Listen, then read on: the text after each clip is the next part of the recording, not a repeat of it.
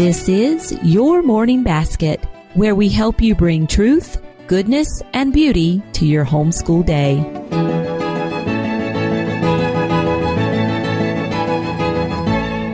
Hi, everyone, and welcome to episode 10 of the Your Morning Basket podcast. I'm Pam Barnhill, your host, and I'm so happy you're joining me today. We are back from our winter hiatus. It's been almost a couple of months, and I'm glad you're joining me again. We're ready to gear up for another big season 2 of the Your Morning Basket podcast, where we are going to be chatting about any number of great things. Today, I'm so excited. We have Sonya Shafer from Simply Charlotte Mason on, and we're going to be talking about narration. In the upcoming weeks, we're going to talk more about nature study, Plutarch, teaching from rest, Shakespeare, and a number of other great topics that have to do with the subject of morning time. We're happy you're joining us, and we're going to just dive right into the great conversation today. I hope you enjoy it as much as I did.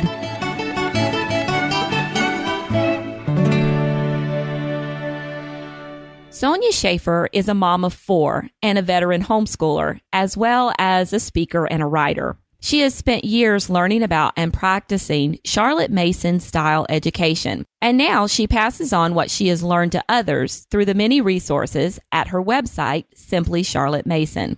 She helps parents understand what a traditional Charlotte Mason education could look like in the 21st century, and she provides families with the tools they need in order to implement Charlotte's worthy and time-tested principles in their homeschools. Sonya is a voice of encouragement to today's generation of homeschool moms. And when I wanted to find someone who could explain the concept of narration and how the practice can fit into a morning time, I knew Sonya would be just the person to ask. Sonya, welcome to the program. Thanks, Pam. It's good to be with you. Well, I am so glad you're here. You are just one of my favorite people to talk to and learn from, so I think we're going to have a great time. Thank you. I'm looking forward to it. Well, let's talk about narration. If there's somebody out there who has not heard of the practice, or maybe they have heard the word, but they're not quite sure what it is, can you kind of break it down for us and explain exactly what narration is? Yeah, sure. It's probably its lowest level, its simplest level. It is simply telling back in your own words what you just heard or what you just read. I would read something to the child, and it would need to be a living book, and then I would ask the child to tell me back everything they can remember from that reading. But it has to be in their own words. It's not just parroting or reciting what they have heard. They have to take it all in and think it through, remember it all, put it in the right sequence, put it in their own words, mix it with any other opinions they have in their head, form it into coherent sentences, and then spit it back out to you. So it's a pretty high thinking level. Okay, so this is not just them parroting the words back. They're actually doing a lot of thought processes in their head to be able to do this. Yes, they are. Charlotte called it oral composition because they're really doing all of the mental work, all of the steps of writing a composition just without the writing. You know, if I asked you to write on your favorite kitchen appliance, well, you wouldn't start writing right away. You would start thinking, what are my appliances? Which one is my favorite? What are the points I want to say about it? Why is it my favorite? How would I start this composition? How would I form? You know, you're going through that whole mental process. And so that's what narration is. It is oral composition. Okay. So when we're sitting there faced with a 6-year-old and they're giving us one line back, this is why we need to realize this is a process. It's actually going to take some time for a child to be able to do all of those things in their head and tell back to us in this way. Yes. Now, Charlotte said you don't require narration from a child under 6 years old. So you're right. 6 years old is when you would start asking for narrations. And it is an art form, she said. So it does take some practice and some skill to become fluent at it. But if you think about it, Pam, it's also a very natural process for children. If they are excited about something, they will come talk your ear off about it. That's telling true. you all the things about it. And so if we can read a book that is exciting to them or that captures their interest, it will be pretty natural for them to want to tell you about it, what they got out of it, what they remember. So it's kind of both. It is natural, but it also requires some time and practice to get really good at it. Well, then you've touched upon something that I think we need to talk about here, because you were saying you need to read a book that's interesting to them. And you mentioned earlier living book. So can we define for everybody what a living book is? Yeah, this is an important part of narration, choosing a book that can be narrated. A living book, the simplest definition, a living book is a book that makes the subject come alive to you. Usually it is written by one author who has a passion for that subject, and the story is usually in story form or in conversational tone. And the big difference is you'll be able to see the action in your mind's eye or the descriptions.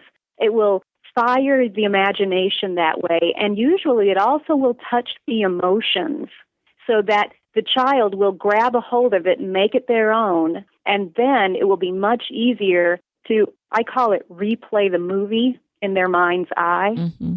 That makes it very easy to narrate if they can see the action in their mind's eye. It's very hard to narrate a textbook. It's almost impossible to narrate a textbook. You've got to use these living books that make the subjects come alive. For finding living books, we can do that by going to the Simply Charlotte Mason book finder, correct? That's one place you can find them. Yeah, on our website, we have a CM book finder that is a database of thousands of living books. My friend Karen and I, who run Simply Charlotte Mason, we put in the information about the thousands of books on our own bookshelves. And then lately we've opened it up so other people who do Charlotte Mason could enter their favorite books in that database as well. That's one place you can find it. You can also look at different book lists that have been published of other living books that are out there. This is the one I'm thinking of. The one by Michelle Miller, Truth Quest. There it is.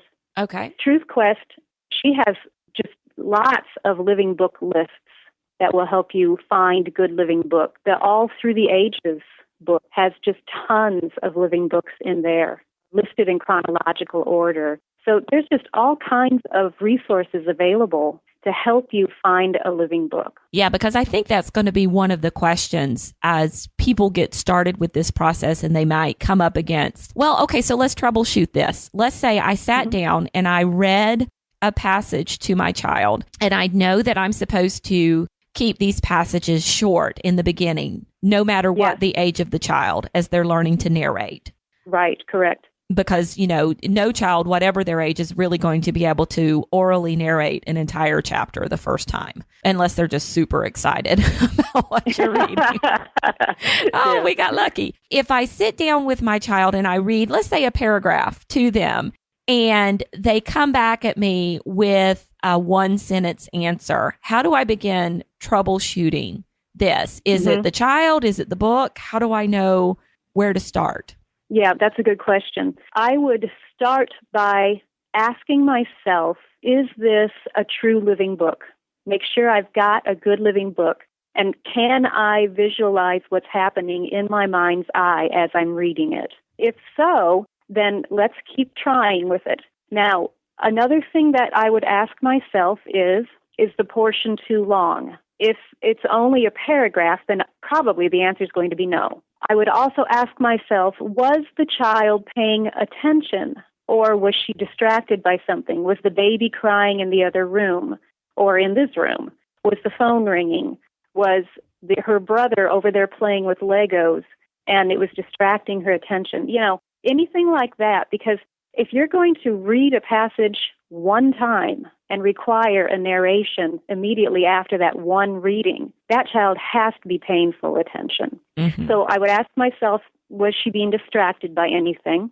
And then if the answer to all of those is coming up, no, I think it's fine. I think the book is fine. The length was fine. She was not distracted.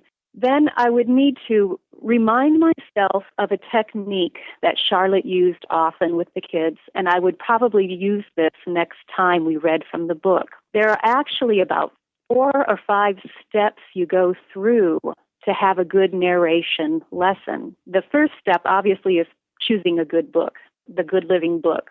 But before she would read a passage, it wasn't just a cold turkey, okay, sit down, I'm going to jump into this.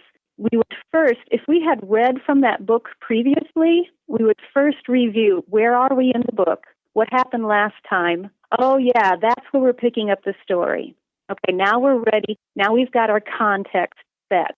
And then step 3 was, let's introduce today's reading to the child. Let's just very briefly give her, here's a technique you can use. Scan what you're going to be reading today for yourself ahead of time. Pull out 2 or 3 key words. They might be proper nouns, they might be action words, or they might, whatever you think is a key here. Put those on a little whiteboard or a sheet of paper, and then when you're introducing the passage that you're going to read today, bring up those key words and say, okay, now we're going to hear about so-and-so and this location, and I want you to listen very closely, especially for these things, and I want you to include them in your narration. And then you leave that up there on the board while you're reading. That just gives them little mental hooks to hang their narration on. So then you'll do that brief introduction just to whet their appetite. Then you read the passage. See, we're at step 4 now. Reading the passage isn't step 1, it's step 4. And then after you read the passage, keep that whiteboard up there with the words and say, okay, now tell it back to me in your own words.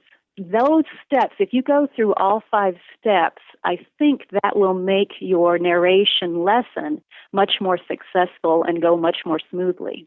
Oh, yeah, I love that. But these steps, they only take like 2 or 3 minutes to complete. Oh, absolutely. Yeah, you're not doing 3 points in a poem here. This isn't time for a sermon. It's just a brief recap. Oh, yeah, this is where we are. Like if we had been reading about, I don't know, Haydn. I've been studying him lately, and his book is sitting here on my desk looking at me right now. We were studying about Papa Haydn, and last time we read about how he pretended to play a violin when he was a little boy.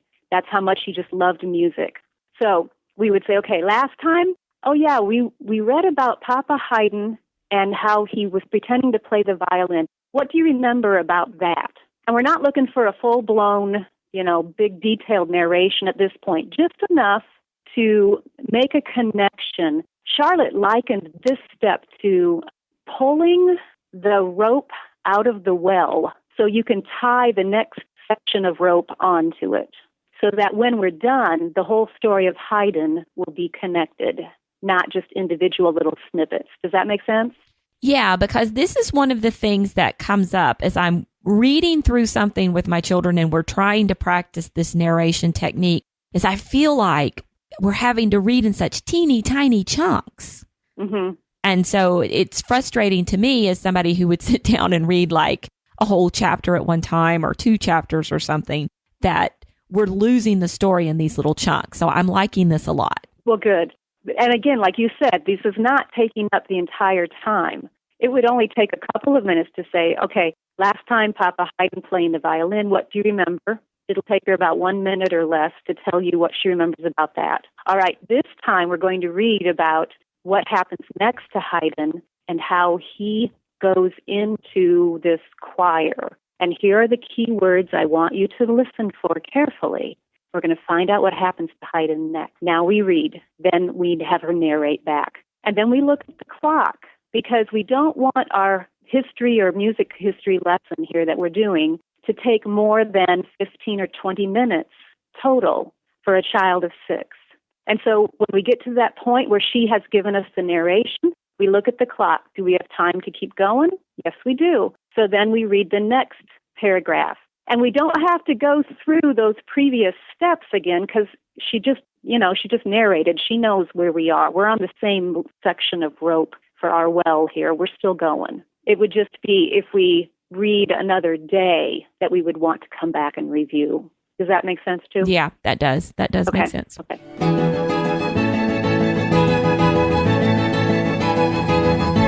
Okay, so those are some really helpful tips. And you talked a little bit in there about the attention thing, where your child has to be paying attention. And so I know that Charlotte Mason advocated reading a passage only one time in order to build that habit of attention.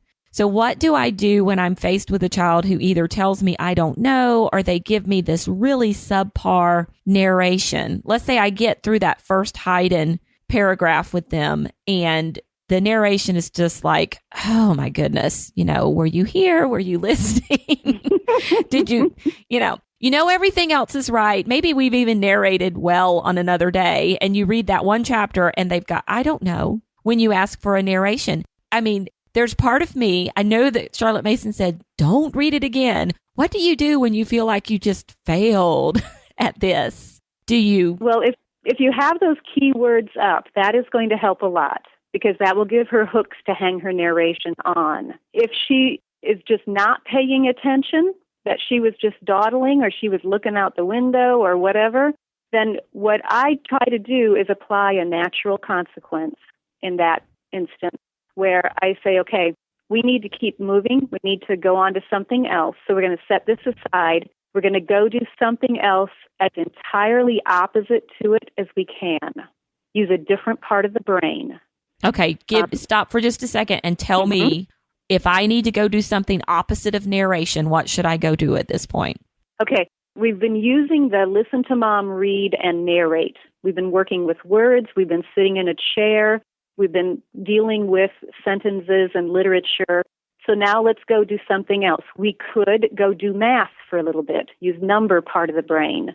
We could go outside and do nature study. We could look at a picture and talk about a picture, do picture study. We could go listen to some music and do music study. We could do just 2 minutes of copy work and work on our fine motor skills. We could get up and do some exercises. Any of those things will use a different part of the brain than the listen, remember, and narrate. Okay, so as long as we're not picking up another book and just moving to a different book and having them do the same thing, we're good then. Right, okay. Right. You don't want to do that. And especially when you have several books that you want to get through in a day, don't do them back to back to back. You're shooting yourself in the foot. The more you make the child use the listen and narrate part of the brain, the harder that part of the brain is going to get fatigued. It will start to wear out. And the tireder, the more tired it gets, the harder it will be to pay full attention. You know how that is. If you've been sitting in a convention and you go to workshops all day long about 5th or 6th workshop, it is really hard to pay full attention because that part of your brain that listen to the speaker and take note part of the brain is over fatigued. It's the same thing for narration. So if you've got 3 books that you're going to be narrating from during the day, spread them out and put other activities in between them that will use different parts of the brain and body. Okay. So that's one thing you can do. If the child is just like, I don't know what happened, you can say, set it aside, let's go do something else. But they're not getting off scot-free. You go do something else, then you come back. And as Charlotte said, with freshened wit, you pick this up and let's try it again. So would you read the same passage again, or would you move on to the next passage? I would read the same one again if it were short. And the other, when I talked about a natural consequence, what I did there is if I know that they were paying attention, but they're just not trying, and this is more of an attitude issue, then I would say, okay, setting that aside, we're going to go do our other schoolwork. And later this afternoon, when you're supposed to have free time, we're going to have to do this lesson over. Okay. Because you stole the time from me, so I'm going to have to take time from you this afternoon. That might be another way to handle it. Right. But what I hear you saying is that we should probably assume that there are like 50 other things wrong before we assume an attitude problem. Because this is a skill, you know? Yeah. It's true. I mean, you know your child best. Now, the other thing that we get sometimes is the little attitude while we're on that subject is, well, why should I tell you? You just read it. Don't you remember what you read? Okay, this is my question. Yes.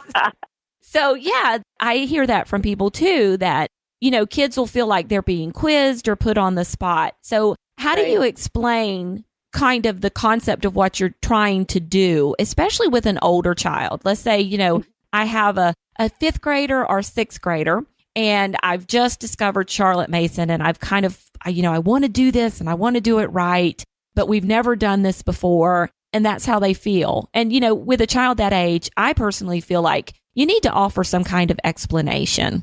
Oh, yes, it would be very helpful. So how do you do that? How do you explain it? Well, okay, the main thing is to make sure the child knows narration is not for the teacher's benefit. You are not retelling it for my benefit. It is for your own benefit.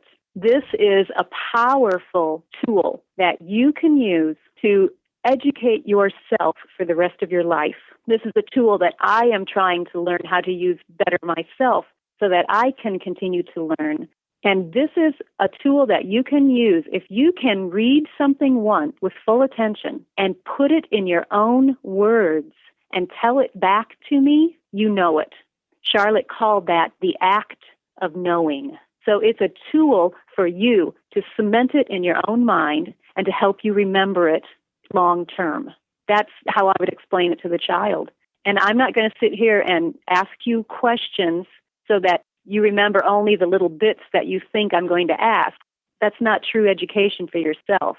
This is, I want you to remember as much of it as you possibly can. And I want you to practice using language well to communicate what you have learned to other people. Narration is also laying the groundwork for public speaking. Right. There are so many benefits to this.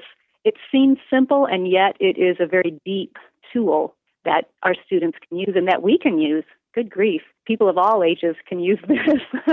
I try to do it too. I challenge you to do it sometime, Pam. In fact, Charlotte recommended read like a chapter of, let's see, who did she say? Probably Plutarch, Scott? Knowing Charlotte. Probably. Well, it was read a chapter to yourself right before bed. Lay the book aside, and that's a key too, no looking back. Lay the book aside and go over it in your mind. And it's always ask yourself, and what's next? What's next? What happened next? Tell it to yourself, and then go to sleep. And the next morning, see how much of it you remember. You'll be amazed. Except I'm not sure I could do a whole chapter. Pick a short chapter. You could do an Aesop's fable. There you go, which is one of my favorite things to start with when it comes to narration. Though I think they're great for that.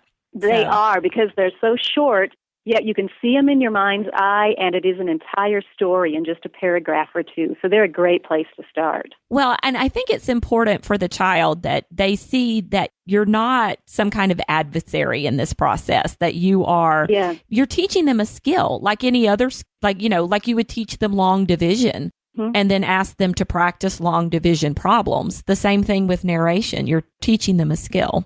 And just telling back in your own words is just one way of doing narration. If you have a child, as I do, who has language delays, I would have her draw a picture of her favorite part of what we read. And then once she has drawn her picture, I ask her to tell me about your picture. And so then that kind of helps her to communicate better. So you can have them draw pictures. You can have them act out the story for themselves. If for the older kids, when the children were, I think it was 11 to 13 or so, Charlotte started asking them to write. Well, they started writing their narrations at 10 years old and up. And then around 11 to 13, she would throw more challenge at them and say, okay, good. This time write it in poetry form. And if she really wanted to raise the bar, she would say, write it in poetry form after the style of this particular poet whom we have been reading. Oh, wow. There's a lot of higher level thinking. Tool. Yeah, you can raise the bar quite high in narration just by tweaking it a little bit as you go. With her high school kids, she would have them writing letters to the editor, stating their position on current issues and supporting that in a persuasive letter narration. So you can take it quite far. Okay, so a lot of times in morning time, one of the main characteristics of this is the whole family is at the table together learning. And so, for example, this morning we read a very delightful chapter from Stories of the Americas 2, the one on Abraham Lincoln. So we're all there together, and my family is learning history, and I've got the 3 kids there. So give me some tips about doing narration with a group of children all together so that I don't have one who's like dominating the entire scene and another one who's going, well, I'm just going to let her talk. I don't have to say anything. Exactly. Yeah, well, there are several ways you can go about it, and I always encourage moms to mix it up so the kids have variety in this. One thing you can do is go in age order. Start with the youngest and say, tell me everything you remember. And when they're done, say, okay, next oldest, do you have anything to add to that? And the next oldest. Now, I don't recommend using that one very often because the older kids catch on really fast. It's like, no, nothing to add. He did a great job, you know. Mm-hmm. I get that. So what you can do is you can say, start with the youngest, and when he is done, go to the next one, and they are required to add something that has not already been said. Now, if you've got 15 kids in front of you, you don't have 15, do you, Pam? No, I don't. Well, if you when you get to that point, by the time you get up to the older kids, at some point, the whole story will have been told, and that's good because the older kids are now going to have to use critical thinking skills. So-and-so in this story reminds me of the character in this story because such and such. Or they're going to have to offer opinions on what happened and support those opinions. So they can take it that direction as well. Another approach you can do is the popcorn. I call it popcorn style, where the kids never know who's going to start. So when you're done reading, you say, okay, Johnny, you start. And he starts to tell it, and when he gets a little ways into it, you say, okay, hold it there. Now, who do you want to pick up the story from there? And he chooses one of his siblings. Okay, Susie, take it from there. And when she gets a little ways, okay, hang on, who goes next? Oh, okay, Joey, your turn.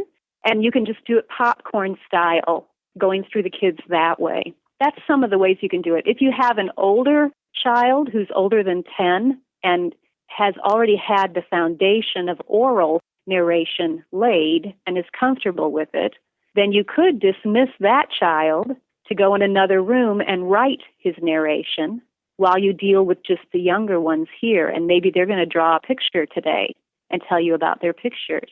Or, you can mix it up some. Okay, I want to hit a couple of points here that I think listeners might be thinking about right now. You said earlier that you would never require a narration for a child less than 6, that was what that was what she advocated. And so I know this morning when we were reading and I, closed my chapter and asked them about Abraham Lincoln, I said, tell me what you remember about Abraham Lincoln. The 5-year-old was the first one to pop up with something. So good. I just want to clarify for everybody, you don't shush the 5-year-old. You let them narrate if they want to, right? Correct. If they volunteer a narration, we will take it, but we don't require it from them. Okay. If the 5-year-old is the one who keeps talking over and so the older siblings don't get a chance, then we need to start taking turns. But yeah, we don't require it younger than 6.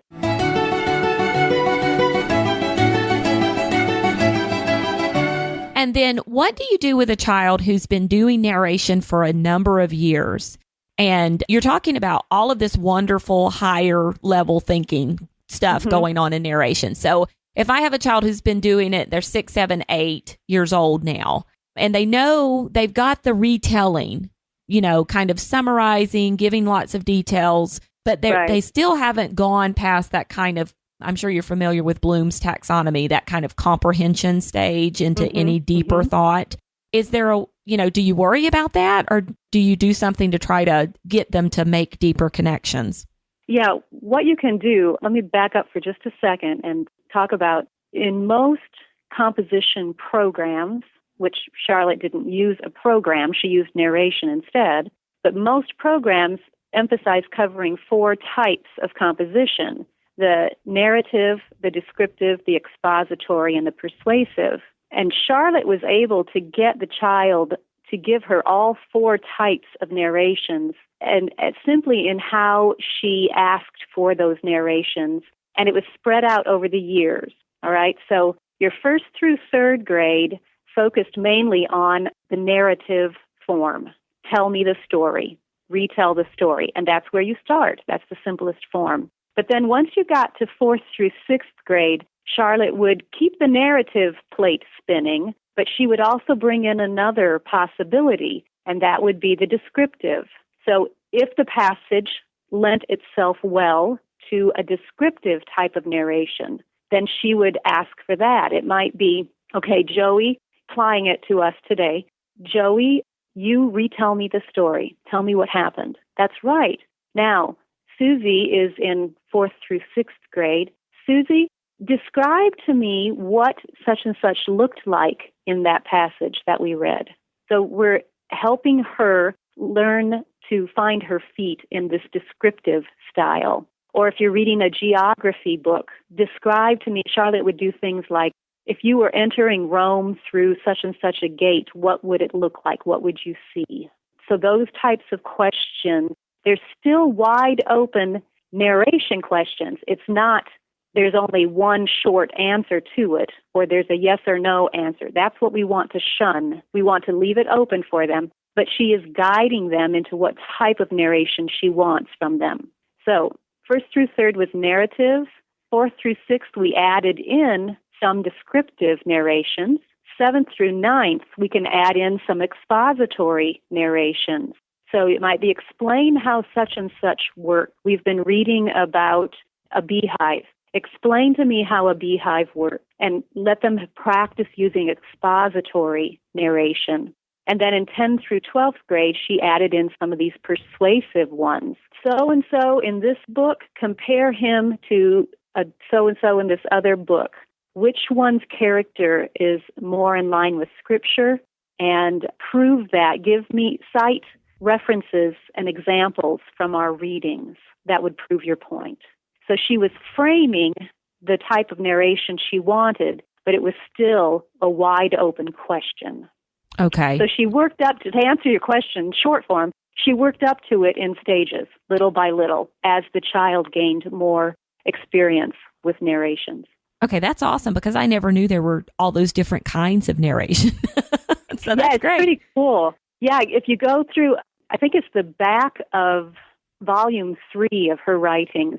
School Education is volume 3. If you look in the back, you will see her end of term exam questions. A term was 12 weeks. Every 12 weeks, they would take one whole week to just do exams. And she would ask 3 or 4 questions over every book that they had been reading during that term. And those questions were always narration questions. And so it kind of gave you a feel for her style of what kinds of narration questions she would ask from the kids. I think one of the places where I've been hung up before, and, you know, I do have younger kids. I only have one child who is basically out of that retelling part of narration. So this could be one of the reasons why. But I always kind of get hung up on, you know, I'm not allowed to ask any question other than, tell me back what you heard. No. Now, there is also, when you get, after they have narrated to you, you have a discussion option available to you. You can play the discussion card if you want to. Okay, this was actually one of my questions. So, yeah, I'm glad you brought this up, because I really want you to talk about the differences between the two and how narration might lead to discussion. Narration is more retelling what you got from the story, retelling the story itself. Discussion would be what we think about that, what that reminds us of. Do we agree with what they did? Where do we think this might lead next? Just different things like that. We don't want to analyze and pull a story apart until all the joy is gone out of it. But simple discussion questions that arise, of course, those are very welcome, and we want to leave it open to that after they have already told us what they do remember. And if there is a certain point that they left out of their narration, something that you think is quite important, you can bring it up in the discussion time. You can say, now, I remember there was a part about such and such. Do you guys remember that one? What can you tell me about that? So you can bring that up then in order to tie up any loose ends or to emphasize something that you really wanted to bring out of that passage. Okay. And I think that's a lot of things. People don't think about that. or don't really know about that part of it, that they're, Charlotte didn't advocate, okay, just do your narration and stop, put the book away, and you're not allowed to talk about it or ask about it or anything like that, but you can follow it up with that discussion period. Yes, absolutely. And again, it needs to be brief. You don't want to intrude on the child and tell them exactly what they should be thinking at all times, but you do want to be able to discuss it. Yeah, absolutely. I made the mistake when I was first learning about Charlotte Mason. I thought a narration lesson looked like this. Open the book. Well, first, tell the child to sit down. Open the book, read the passage, tell the child to tell you what they remembered, and then move on. Yeah. And that's all there was to it. And if they forgot something, well, too bad. That's just the way it goes. Where there's so much more to a good narration lesson. And we have a free ebook on our website that you can download. It's called 5 Steps to Successful Narration. And it'll remind you of those 5 steps we talked about earlier. If you just look on our bookstore under free resources, it'll be there. We'll include a successful narration. Yeah, we'll put a link to that in the show notes, so they'll be able to just click right over and pick that up. Yeah, that should help some. Yeah. I think another question that might be on people's minds is, what happens if the child is in the middle of narrating and they're just flat out wrong about something? Mm-hmm. There are a couple of ways you can go at this. One is, Charlotte said you should never interrupt a child who is narrating because it throws them completely off track. You know how it is if you're trying to tell a story to someone and they keep interrupting you to correct what you're saying, you lose your train of thought and you forget where you were going. And so if they just throw in 1 or 2 mistakes, like they said, so-and-so talked to George when so-and-so was actually talking to Herbert, you might just go ahead and let them keep going because they're on the right track. They just got a little detail off. And when they're done, you can then say, now, is there anything you want to add to the other children? Is there anything you want to add or anything that you want to clarify? That's a good word rather than correct. Clarify. And see if any of them caught it and want to correct it. Or you can go ahead and say it when she's done then. That's for incidental mistakes. And by the way, if it's grammar mistakes or something like that, don't even go there. Yeah, just let that go. Oh, yeah. There's no better way to shut down a child than to start correcting her grammar when she's trying to narrate. Goodness, you know how. Did you have that with writing, too? When you were given a composition assignment and then you handed it in and the teacher took out her red pen and bled all over the paper? Didn't that just really encourage you to try again? Oh, yeah. It's like, oh, this is so fun. Yeah. No. And so we have to be careful we're not bleeding all over their papers if they are writing their narrations. But we also sometimes can do the same approach verbally if we're not careful. So let the incidental mistakes go if they're not important. But if she's just completely on the wrong foot, she got started on the wrong trajectory and she's just going off in left field, then you might need to reel her back in gently and say, oh, okay, hang on, that's not what I heard, or that's not what I thought it was, and discuss it as a group. You might need to, at that point, go back to clarify to the text, but you want to stay away from looking at the book during narration as much as possible. That's another thing Charlotte said, don't bury your nose in the book while the child is narrating to you. Look at the child. Let your face convey encouragement to the child and interest in what they are saying so that you can spur them on to greater heights. So you don't want to just be looking at the book, checking for any possible mistakes so you can pounce on it. We don't go there. If it's a biggie, then you can pull them back and get them going in the right direction, but save the other stuff gently, for the end. Yes. Gently with lots of grace and decide if that's a hill you want to die on. Yeah. Right. And then, I have one who likes to add cupcakes and fairies and unicorns to anything we read. So it's not so much a mistake as it is an embellishment sometimes. Now, Charlotte said that each child's narration, it will be a reflection of their personality. They add little delightful touches in there. And so if you know that it's just something fun that the child wants to do because she's enjoying interacting with the book, and that she doesn't really think that Hannibal took cupcakes with him over the Alps, then I would let it go and I would laugh too. Part of the looking her in the eye and encouraging her, it'd be like a little joke that we shared between us. I have one daughter who did that too, and it was just so much fun because she would get a little twinkle in her eye and she would throw some, Star Wars character into her narration just for fun. And I knew that she knew it was just for fun, that it wasn't really part of the story. And so I chalked that up to her personality and letting her interact with the material for herself. You have to know your child. Yeah, and that's awesome. That's great to hear because sometimes I think, especially, and this is another thing I think moms need to realize too. We need to give grace to our children as they're learning how to do this very powerful thing, but we also need to give grace to ourselves because a lot of times I sit around and think, well, if I can't get this right, I'm just going to quit. We're just going to stop. But we need to go through the process and just keep trying over and over again. And it may be slow process, it may be slow. What's the word I'm looking for? It may be slow going, but if we keep at it, we will eventually get there. And one day we'll look up and say, hey, these narrations were not that bad. Yes, we have to trust the process. And sometimes that is hard to do. But eventually the children, if they internalize this tool and start making it their own, you will be very, I don't want to say surprised, maybe surprised, but you will be very pleased at what ends up at the other end of the process, what kind of narrations you're going to get once they have had a lot of years to practice this. And I tell you, if you think this is an easy tool, an easy task, an easy skill, try it for yourself. It is not as easy as it sounds. So lots of practice. Mm-hmm. Well, Sonya, thank you so much for being here today and teaching us all about narration. I do appreciate it. Oh, thank you for inviting me. There's a whole lot more that we could talk about with narration. We opened it up to questions from our readers, and I thought, we might get enough questions to do about 4 different blog posts to answer their questions on narration. And we ended up getting like 50 or 60 questions.